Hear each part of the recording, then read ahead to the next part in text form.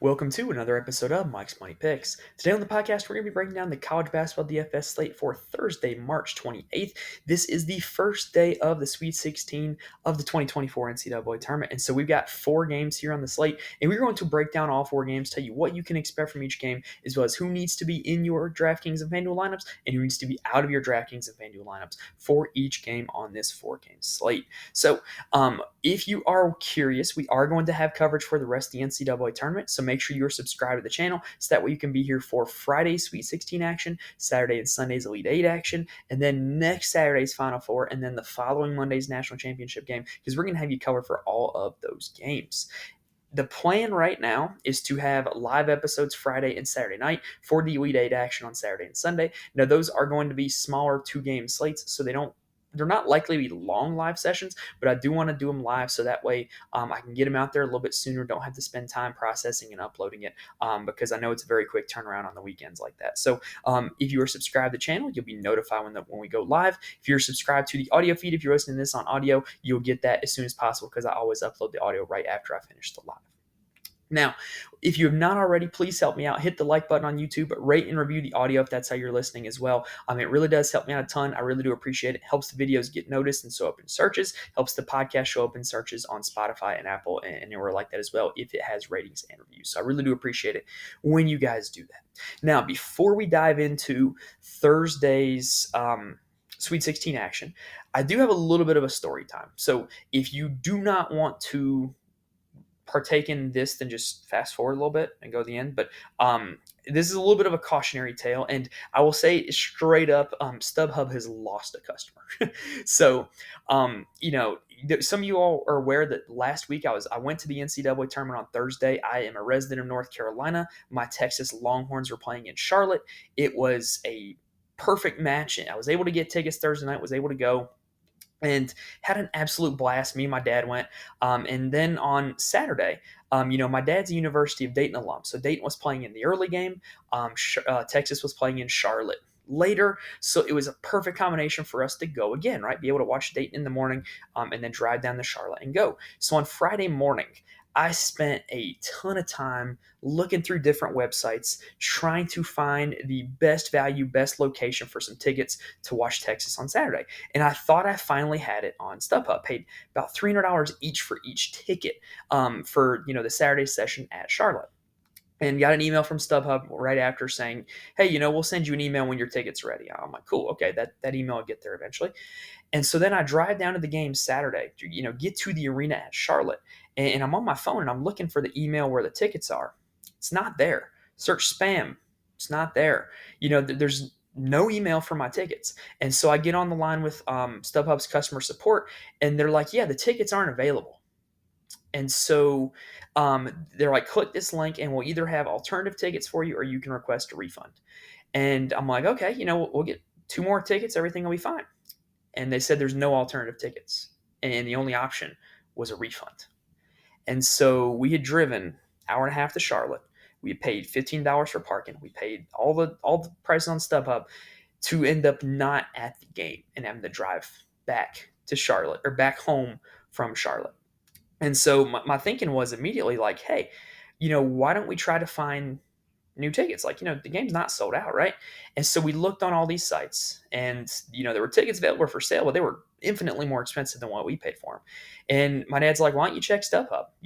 Use the refund or whatever. And I'm like, no, StubHub wouldn't have tickets. They told me that there was no alternative. So why would they have tickets, right? And of course I go look, and StubHub has tickets that are available. And they're just more expensive than what I paid for them. So what I don't get is like, why were those alternative tickets not offered to me? So I got on the line with the customer support again to talk to them about it. And they explained, yeah, our algorithm only offers replacement tickets for if they're the similar price and location was what they told me. And so I wasn't able to get tickets because their system would not offer me the alternatives, which they had plenty of that they were still trying to sell and making money off of. So basically, the moral of the story is this: I'm not using StubHub again unless they change a policy, because I bought tickets that I did not know were fraudulent. I had no way of knowing they were fraudulent. And then I was not let know that they were fraudulent until I was already at the arena. There was no prior notice. There was no opportunity for me to change anything. And so nothing was done in a reasonable time frame. And then add on to that, they're still selling tickets and trying to make money off this event, but they didn't give me the alternative tickets, even though I had unknowingly bought fraudulent tickets from them. And so to me, they need to either change that system so that way, the alternative tickets are offered no matter what the cost is, or they need to change their security measures on fraudulent sellers. Because I understand that there's fraudulent sellers of tickets out there. I do. But to me, StubHub should be requiring them to release their ownership of the tickets the second they list it on StubHub, as opposed to waiting until a customer gets on the line with customer support when they're already at the event. That the ownership of those tickets should be forfeited if you want to list it on StubHub, as opposed to, after the event's already started. Like that's one way that they can crack down on fraud, and clearly they're not. They're just offering refunds, and when people are traveling across the country, changing their schedules, really devoting a lot of time and money and attention to going to these events, and there's no guarantee that they're going to get in. And so I post my experience on Twitter, and there's a lot of people that have had the same experience this weekend. In fact, there was a guy at the arena at Charlotte on Saturday with me who replied to my tweet, and he had the same situation happen to him. And so to me, that is a company, StubHub, which, by the way, I had used plenty of times before, never had any issues. Every representative that I got on the line with for customer service was very pleasant, very respectful, very understanding of my frustrations. So I'm not frustrated with any people. I'm frustrated with their policy. Like the fact that I could unknowingly buy fraudulent tickets and then go to an event and end up totally out of going to that event through no fault of my own, considering that there were hundreds of tickets that I could have bought, and those were the two that I bought that were fraudulent. That's not right. It's not fair. The price of doing business with fraudulent sellers should be paid by StubHub. It should not be paid by the consumer who unknowingly buys fraudulent tickets. So what I'm saying is this: StubHub, if you want my services back, change your policy. I would be more than happy to go back to you if you change your policy and do more to protect the fans in this instance. But until then, I'm encouraging everybody I know, don't go StubHub. You do Ticketmaster, Vivid Seats, Game Time, whatever, somewhere else that's more protective of their consumers. All right, so that does it for my little story time. Rant over. And it ended up being a very depressing way of watching Texas lose to Tennessee at home as opposed to being at the game. But now Texas is out of the tournament. Now we got, it is what it is. It's a crappy situation. So anyway, let's go ahead and dive into these 4 games and break these down. All right, so the first game of the evening Thursday night is going to be Clemson taking on Arizona. And I'm going to be honest, these are 2 teams that I did not have in my bracket in this game. I had Clemson losing to New Mexico. I had Arizona losing to Dayton, 0-2. In fact, my bracket has been utterly terrible. At this Sweet 16, I have about a little over half the teams. I had so much more upsets than actually happened, and it's just kind of what happens when you end up having a chalky March Madness. Anyway, so this game projects to be a pretty good one. KenPom has it projected to be 79-74 in favor of Arizona for a 153-point total, which is the second highest of the slate. Now, this is a big-time pace-up spot for Clemson, as they rank 256 in the nation in tempo, whereas Arizona ranks 10th. We saw this with Dayton on Saturday as well, where Arizona's tempo allowed for a lot of possessions and it allowed a lot of fancy points scored by the Dayton guys, particularly Deron Holmes and Kobe Brea. So I do think that this makes Clemson a very appealing team to target with the fact that they're going to get paced up. Now, who to target on that Clemson team is a little bit of a dilemma, though. PJ Hall is their best player and has been their best player all season long, but he's been objectively bad as a DFS option in March Madness. He's played 19 minutes in each of their first 2 games in this tournament, and he scored no more than 19 fantasy points in either of those 2 games. The problem is he's gotten himself in foul trouble. He had 4 fouls against New Mexico, fouled out against Baylor. So he's got to stay on the floor. And if he's able to stay on the floor, there's going to be a ton of opportunity to score fantasy points, because in those 2 games, he has had a 27% usage in both those games. And we did see a center in Deron Holmes absolutely tear up Arizona on the inside for 49 fantasy points. So you've got a really good matchup with a really high usage rate, but he's got to be able to stay on the floor, or else he's just going to be another bust. So I think he is definitely a tournament option in DFS. I don't think he's very safe, but I do think the upside is there, given that if he stays on the floor, he's got a ton of usage and a great matchup. If he were to not come through, Ian Shefflin would be the natural pivot. He's been pretty good in the first 2 games of the tournament, 31 fantasy points against New Mexico, 25 fantasy points against Baylor. He's not going to ever have as much usage as PJ Hall, but he really does score more points and get more rebounds when PJ Hall's not on the floor. It's quite obvious to see. So if you were to fade PJ Hall, I definitely think Shefflin would be a natural pivot. But the guy that's been the hero for Clemson through two NCAA tournament games so far has been Chase Hunter. He had 37 fantasy points against New Mexico, 35 against Baylor, over a 27% usage rate in both games. He has been their guy in the tournament, and he's getting a little bit of a price up on DraftKings, on FanDuel a little bit as well, but on FanDuel he's still very affordable. I definitely am willing to go back to him. Like I said, this is a pace up spot, so there's going to be plenty of possessions. He's a guy who gets you peripheral stats. He's had 6 assists in both tournament games so far, and I really think he's kind of taken over as the lead dog here in this Clemson offense. Now, if PJ Hall were on the floor more, would that possibly mean a little bit of a loss for Chase Hunter? I think that's a natural argument. But I do think that Chase Hunter has definitely shown the ability to score a lot of fantasy points in the first two games of this NCAA tournament. Joseph Girard has been not good either the first two games. 14 fantasy points against New Mexico, 23 against Baylor. But he is a shooter who has the capability of getting hot at any time. And he's 3 for 13 with his last 3-point shots in these last two games. So if he does get hot from behind the arc, if he does get a little bit of shooting regression, he's going to put up a ton of fantasy points. So I think he's a tournament option in DFS. Definitely a guy who gives you a ton of upside, but not a whole lot of security. I do like Jack Clark also, especially in a pace up spot, because he's a guy that puts up a ton of peripheral stats. This is a guy that averages more rebounds per game than points. So 26 and 22 fantasy points in his last two. And if he plays against Arizona a ton of minutes, he's going to see a ton of possessions. That's a ton of opportunities to get the peripheral stats that he so needs. So I'm definitely willing to go back to Jack Clark at $5,400. I think he is a great game stacking piece here on this Clemson side. Now for Arizona, Caleb Love has led the team in shots in back-to-back tournament games. Shocker, right? Like, this is what Caleb Love does. He takes a ton of shots. Whether or not they go in, you never really know. Whether he gets a whole lot of peripheral stats, you never really know. But in the first two tournament games, he had 48 fantasy points against Long Beach State with a double-double, 33 fantasy points against Dayton, 19, 3, and 5 was his stat line there. So there's definitely a lot of upside with Caleb Love because you know he's going to get a ton of shots. You know he's going to have a ton of opportunities for fantasy points. And I actually really like playing Caleb Love as a part of a game stack. One of my best lineups on Saturday when they played Dayton was when I had Deron Holmes and Caleb Love in the same lineup, and I believe I had Kobe Bryant of Dayton in that lineup as well. If this game gets going up and down, then Caleb Love's going to have just plenty of opportunity to score fantasy points because of all the shots he's going to be getting. Now, what's interesting is in that matchup against Dayton, Arizona went really small. Oumar Ballo, who was not a good matchup for Deron Holmes. Like, he really didn't have much of a defense against him anyway. He only played 22 minutes, and he only put up 10 fantasy points. Is that something worth considering for this matchup? Yes. Is there a possibility that happens again? Yes. PJ Hall is a big man who does like to operate a little bit more on the perimeter. I don't think PJ Hall is as fleet of foot as Deron Holmes, though. So is there a possibility that Oumar Ballo goes back to playing his normal 27 to 30 minutes? Obviously, yes. I think there's definitely a possibility of that as well. So I don't really know what to make about Oumar Ballo. I definitely think the fact that he didn't play much against Dayton is a little concerning, and it's probably something that I'm not really going to go with a whole lot moving forward.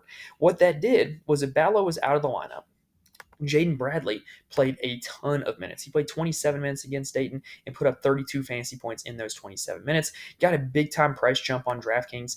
So I think he's a little bit tougher to get to now because of the performance against Dayton. But if you think that that's going to be something they do again, he definitely has to be considered an option for your lineup. Kylan Boswell was objectively awful against Dayton. 18 minutes played, 0 for 3 from the field, 6.5 fantasy points. We talked about him before. He's a little bit of a bottom feeder. He has a lot of his best games against the worst competition. And now that we're in the Sweet 16, I just don't think that it's very likely he has one of his best games against Clemson. Kashad Johnson did play pretty well against Dayton, I thought, just from the eye test. 6 for 10 from the field, 24 fantasy points. Was definitely a beneficiary of that small ball lineup because he got 7 boards, which normally would have been going to Oumar Ballo. But Pebley Larson was probably the biggest beneficiary of that small ball lineup. They used him on the ball at the point a little bit more. He was able to put up 6 assists. He was able to get more boards that Ballo wasn't down there to get. Got 7 boards, put up 32 fantasy points. So I definitely think that there's merit to playing Larson or Johnson and fading Oumar Ballo if Arizona does end up going back to that small ball lineup. Next up, we have San Diego State taking on UConn, which is projected to be 73 to 65 in favor of UConn, according to KenPom. That is a 138-point total, which is the lowest of the slate by 13 points. And the last time these two teams played was the national championship game last year, and UConn won that matchup 76 to 59, which featured 135 points scored. It was not really that close of a game. So I definitely think that this is not going to be a game that you're going to want to stack. And I'll be honest, I'm really hard-pressed to play anybody from San Diego State here in this matchup. UConn's one of the best defenses in the country. They are outside the top 300 in tempo. And outside of Jaden Ledee, you never really know what's going to happen with this San Diego State offense. Jaden Ledee has been their usage leader in both NCAA tournament games. He's put up over 40 fantasy points in both NCAA tournament games. But that's not something that happens very often against UConn. So I think he is definitely worth a look in tournaments because I don't think he's going to be very highly owned, and I do think he's going to have the ball in his hands a ton. But this is a guy who's pretty dependent on drawing fouls and getting to the free throw line to score a lot of fantasy points. And UConn doesn't really even foul all that much. So I really don't think this is a great spot for Jaden Ledee, but I could be coerced into playing him in tournaments where he is going to be lower owned and he does still have a ton of upside. After that, we talked about all season long, anytime they're on the slate, San Diego State's guards and really the rest of the supporting cast is kind of a mess. You never really know who's going to go off. In the NCAA tournament so far, Lamont Butler was able to turn in a 5x performance against UAB with 32 fantasy points, but followed it up with only 17 against Yale in that blowout. Darion Trammell was okay against UAB with 18 fantasy points, but really turned it on against Yale for 38 fantasy points. So if I were to play one of them, those would be the two guys I would go with because they've shown the legitimate ceiling to get there.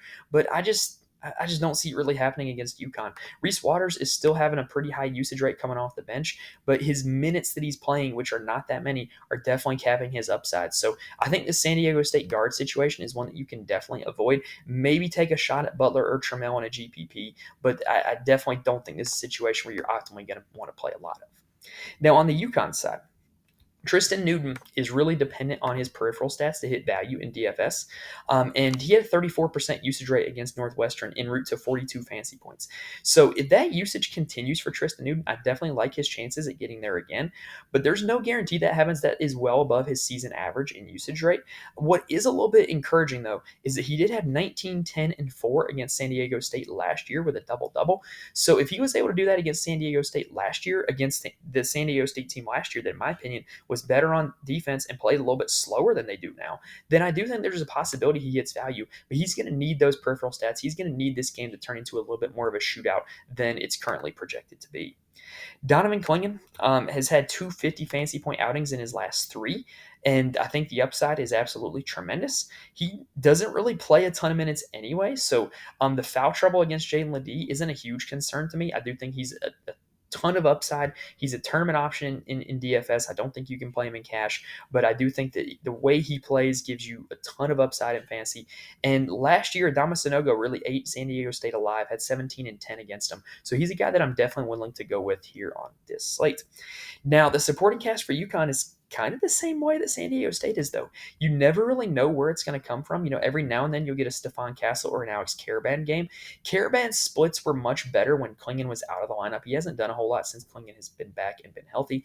So I think of anybody else in the supporting cast, I would be most likely to target Cam Spencer. He's never really owned in DFS, and he's very quietly put up 28 fantasy points 2 games in a row. I mean, he has shown 40 fantasy point upside. He had that against St. John's in conference tournament week. So he's a guy that I do think you can go with in tournaments, but I don't know. I don't think there's like a super consistent play on this UConn team outside of maybe Tristan Newton and then the upside of Donovan Clingan.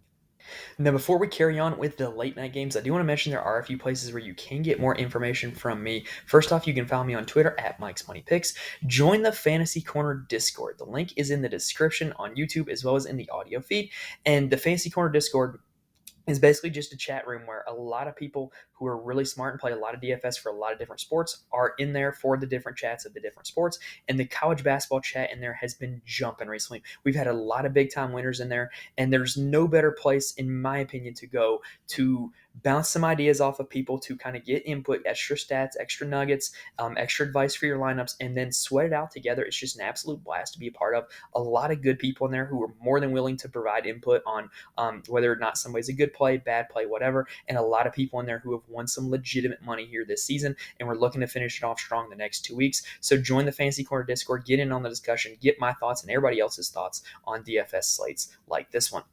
And also, if you want to know who officially makes my lineup, head on over to the Patreon, patreon.com/Mike's Money Picks. For every college basketball DFS slate, I post my core plays as well as my lineup strategy and attack strategy for the slate. And I'm not just going to sit here and promise that you're going to win every GPP by following those, but I can promise that you can get some good insight, some sound advice from somebody who has a lot of knowledge about this subject, and then use it to help build your own process and build your own lineups and go from there. There have been a lot of people who really appreciate that service over the year. It's also a paid service, so a lot of that helps finance a lot of the data sites that I use to help get the information to put these shows out. So if you want to show the channel some support, subscribing to the Patreon is a way you can do that. All right, so let's go ahead and dive into game number 3. This is the game of the night from a DFS perspective. It is Alabama taking on North Carolina. KenPom has it projected to be 86-84 in favor of North Carolina for a 190-point total. I'm sorry, did the math wrong there. 170-point total, which is the highest of the slate by 17 points. Bama ranks 8th in the nation in tempo, and UNC ranks 41st in the nation in tempo. But really, the defenses is what will help this, kind of really go nuclear. UNC is a really solid defense. They rank 6th in the nation defensively, but Bama 101st in the nation on defense. That is the worst on the slate. So this is definitely a situation where you can target these Carolina guys because not only are they getting paced up, but they are going up against the worst defense out of all 8 of these teams. Now on the Bama side, who can you play? Well, Mark Sears has been the usage leader in each of the last 2 games. He was able to turn that into 45 and 58 fantasy points in the last 2 games. That is 5x value the game against College of Charleston, and then over 6x value against Grand Canyon. Is there a chance he does that again? Yes, he's been their best player here in the postseason.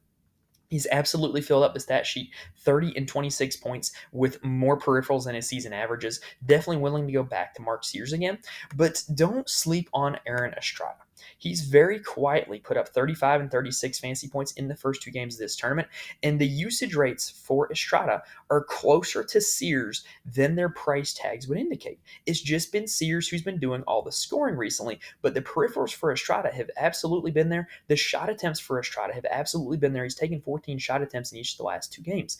Mark Sears is just a little more efficient. Mark Sears is also less likely to get in foul trouble, but Estrada absolutely has the same ceiling that Mark Sears does, and I think you can play Estrada over Sears, and I think you can play them both together because there's definitely not as much of a gap as their price tags indicate. Now, after that, Bama's kind of a mess, if I'm being honest. Grant Nelson has been their primary center throughout the season, but he's barely played in the 2 NCAA tournament games so far. 15 minutes against College of Charleston, 17 minutes against Grand Canyon, where he dealt with foul trouble. And so I'm willing to take shots on him in a tournament because he is definitely a guy that has a ton of upside, right? But I just don't really think there's any kind of security or safety net there. I think he is the best natural matchup on the team that they have for Armando Bacot. So I think that will lead to him having to play a lot of minutes, but there's no guarantee that happens. And so at $5,700, he's a guy that I'm willing to take shots at, but I don't think he's going to be a core play or anything like that. I certainly wouldn't play him in cash games. He's more of a GPP only type of guy. What the lack of minutes for Nelson has led to has been increased minutes for Diabate and Jaron Stevenson.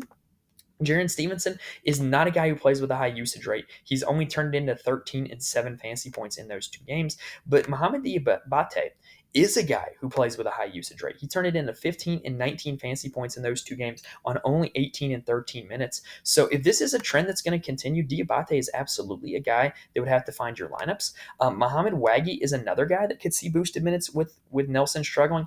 He played 15 minutes against College of Charleston, but only turned it into 12 fantasy points. Only played 3 minutes against Grand Canyon. So I definitely don't know what to make of this forward rotation for Alabama, especially considering Sam Walters is probably going to be a part of it as well. But I just don't really, I don't know, man. I feel like I'm going to take shots in tournaments on Grant Nelson and then on Diabate. But after that, I'm really hard pressed to find anybody that I want to play at the forward position in Alabama. Nick Pringle is a guy who has played consistent minutes, but it hasn't been a whole lot. And he's sitting here at $6,000. He's going to need to do a whole lot to make that price tag pay off. So I really think if he were about $5,000 on DraftKings, I would be interested, but not at $6,000. For the guards, Latrell Wrightsell is questionable for this game. but he's expected to be available. That would definitely put a crunch on some of the minutes for those forwards as well if he were to be active, because he is a guy who can go down there and get boards and kind of play like a small ball 3-4 type role. Same with Rylan Griffin, who played 30 minutes against Grand Canyon. I think Rylan Griffin is a pretty solid value play now that he's back to playing a full-time minute load like he did before he was injured. So I definitely think for this Alabama team, if I'm stacking them, I want to go up top to get Sears or Estrada, and then maybe take a shot at Nelson, Wrightsell, Griffin, or Diabate. Now, on the UNC side, they're getting paced up. So this is a great team to target. And the good news for them is it's pretty obvious who the minutes and who the usage are going to. Armando Bacot could have an absolute field day down low. Alabama is not a great rebounding team, and Bacot has been over 40 fantasy points in 3 of his last 4 games. The usage rate is there. He's a walking double-double. Definitely would have no complaints about going to Bacot at 8,200. And then RJ Davis is another interesting one. I think that my opinion that I said about him last week stands this week. He is a guy who needs his peripheral stats to hit value. And what better opportunity to hit peripheral stats than a game against Alabama where they're going to be going up and down the floor, up and down the floor, up and down the floor. And he's going to have more and more opportunities to put up those peripheral stats. Now, also, here's one thing that's let me get to that stat in a second. Harrison Ingram, I would consider the Armando Bacot pivot. He had 30 fantasy points against Michigan State. Alabama is not likely to play like a big body 4 for a lot of the game, so that could allow him to have an advantage on the inside and on the glass. But Bacot and Ingram combined for a 45% defensive rebounding rate, which is pretty darn high, right? Well, against Alabama is a team who takes a lot of threes. Anybody who's played a lot of basketball knows when there's longer shots going to the rim, the rebounds are going to be longer bouncing off of it, right? So might that lead to less defensive rebounds for Bacot and Ingram and more defensive rebounds for RJ Davis, Cormac Ryan, and Elliot Cadeau? I definitely think that's a possibility. So if Bacot and Ingram are going to own the glass, they're likely going to need to do it on the offensive end as well as the defensive end, because I do think you will see more guard rebounds in this game for North Carolina in general. But also the fact that Alabama's playing at a higher pace than they're used to, you're just going to see more opportunities for rebounds in general, not just coming from the guards or the bigs. Cormac Ryan, we've talked about before. I think he's an elite game stacking option. He's a 3-and-D guy who can get hot from behind the arc, but he's going to play north of 30 minutes. He's going to get a few opportunities to hit some threes, maybe get you some rebounds and assists, and if the game really gets going up and down, he's going to have an opportunity to put up a lot of fantasy points. Elliot Cadeau has been starting at point, and he has shown upside to north of 40 fantasy points, but also the ability to disappear and not put up a lot at all. And in terms of minutes, he's splitting minutes with Seth Trimble right now, which definitely caps the upside for both of those guys. And I really think Cadeau would just be a game stacking GPP only type of piece from me. Trimble is one of the 2 bench players who's actually playing for North Carolina, with the other being Jalen Withers, but that's not an option that I really want to go with. He would be really dependent on foul trouble for Bacot or Ingram to get in the game quite a lot. Now, the late night game is Illinois versus Iowa State, which KenPom has projected to be 76-75 in favor of Iowa State. Illinois ranks 70th in the nation in tempo and 92nd in the nation in defensive efficiency, whereas Iowa State ranks 206 in tempo and first in the nation in defensive efficiency. So this is a major pace down spot against a good defense for Illinois. So this is going to create an environment where it's going to be really tough for them to score a lot of fantasy points. And the good news is with them, though, is all the fantasy points are being scored by like 2 guys. Both Terrence Shannon Jr. and Marcus Damask have put up over 40 fantasy points in both NCAA tournament games so far. That is uncanny, just straight up uncanny. But if you look at how they're doing it, it's because the 2 of them have had so much usage. They're taking a ton of shots, but the ball's also in their hand to distribute as well. They combined in their last game for a 72% usage rate against Duquesne. That is wild. And I got to say, if they're going to combine for that usage rate again, as good as Iowa State is on defense, they're still going to have an opportunity to put up a lot of fantasy points, but it's really going to cap the upside of everybody else here on the team. If I were to pick one, I would probably have to go with Damask. They really like to post him up on the perimeter, and Iowa State is a team who likes the double post-ups, and it leads to a lot of catch-and-shoot opportunities and a lot of assist opportunities for the guy that's posting up. Well, Damask is a guy that's put up 7 assists or more in his last 4 games. So if he can put up another double-double with assists, then that's going to give him an opportunity to put up a lot of fantasy points, even if he isn't scoring as much as he's normally used to. Now, after that, it's really hard to talk myself into these Illinois guys with the usage that Damask and Shannon is putting up. But Coleman Hawkins has very quietly had 27 fantasy points in both the first two games of the tournament, and he did it on only playing 25 minutes against Duquesne. He's a guy who you can definitely go to. Iowa State has been a little bit prone to giving up big games to the center position, so I don't mind Coleman Hawkins. Dane Danger, you never really know how many minutes he's going to get, but he would be another guy who would play minutes at the center position, and has shown a ton of upside that when he gets minutes, he can put up fancy points in bunches. Definitely no security there, though, at 5,500. And then Rogers, Guerrier, and Goody are going to play like the remaining minutes after those four. Rogers is like a defensive specialist, doesn't really contribute a whole lot offensively anymore. Guerrier is kind of like a rebounder, which in a pace-up spot is not necessarily the best place to go. Luke Goody is a catch-and-shoot three guy, though, that if he plays enough minutes and he gets enough looks from three, he might be able to give you value in DFS. At only 4,100, he doesn't have to give you a whole lot to be considered a success. Now, on the Iowa State side, this is a supreme matchup for them with the pace up and the bad defense that is Illinois. And the problem is with them, though, is they really have two guys that eat up a ton of usage, a third guy who has a ton of usage but doesn't play a lot of minutes, and then a whole lot of question marks after that. So in their NCAA tournament games so far, Tamin Lipsey has been the best from a fantasy perspective. He's put up 35 and 27 fantasy points, which is no surprise considering he's been a great option all year. Definitely think he's a great option here in this one, in this pace-up spot against a poor defense. Kashawn Gilbert is the guy who's actually led them in usage in both games, which is weird because he has not been the fantasy scorer that Lipsey has. He had 30 fantasy points against South Dakota State, 16 against Washington State, where he was 3 for 14 from the field. So if Kashawn Gilbert starts to see some of those shots falling, he could definitely be a play that where I think a lot more people are going to play Lipsey than Gilbert. So Gilbert may be a little bit of a leverage play sitting there at 7,000.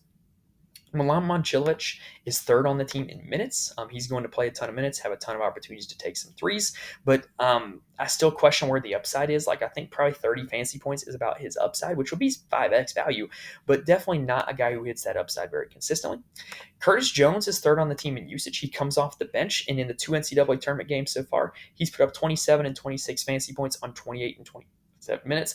I think you can make an argument that he's a little bit underpriced at $5,700 with the usage rate that he has had and the opportunities that he's going to have against this Illinois team. I really do like him as an option. He's definitely a cheaper way to get to this Iowa State side if you don't want to pay all the way up for Lipsey or Gilbert. For the bigs for Iowa State, Trey King is generally the one who gets the most shots out of all of them, but he's not playing enough minutes to be DFS valuable right now. He would need to play north of 25 minutes. Hassan Ward is the guy who is probably peaks and valleys the most out of all of them. But again, like Trey King, just you don't really know where the minutes are going to go. And then the same goes for Robert Jones. He's like the least likely to shoot out of the three of those guys, and the minutes have been up and down as well. So I don't really know what to make out of those three bigs, King, Ward, and Jones. If they were all $1,000 cheaper, I'd be a lot more interested in playing them. But I really do think if you want to take a shot at it, just pick one, pick your guy, and go and hope that they're the one that goes off, and maybe there's an opportunity for some fancy points there. All right, so that does it for the Thursday, March 28th slate of college basketball DFS. The Sweet 16 is here. The second weekend of the NCAA tournament is here. Reminder, if you want more information from me, follow me on Twitter at Mike's Money Picks. Join the Fantasy Corner Discord. Link is in the description. And then you can get the articles on the Patreon, patreon.com/Mike's Money Picks. All right, so reminder, we will be here for the second Sweet 16 slate, as well as both Elite 8 slates, as well as the Final Four and National Championship game next week. So make sure you're subscribed. That way you can be here for all of those. If you like what you saw here in this video today, please hit the like button. It really does help me out a ton, and I really do appreciate it. If you're listening on audio, please rate and review. Well, that does it for this episode, guys. Hopefully I was able to give you guys a ton of information that is going to help you build some winning DFS lineups for the Thursday slate. We will be back for the Friday slate, so make sure you join us again for that. But other than that, thank you guys for watching and listening. Best of luck to you in DFS. Best of luck to you with your brackets, and I will see you guys next time.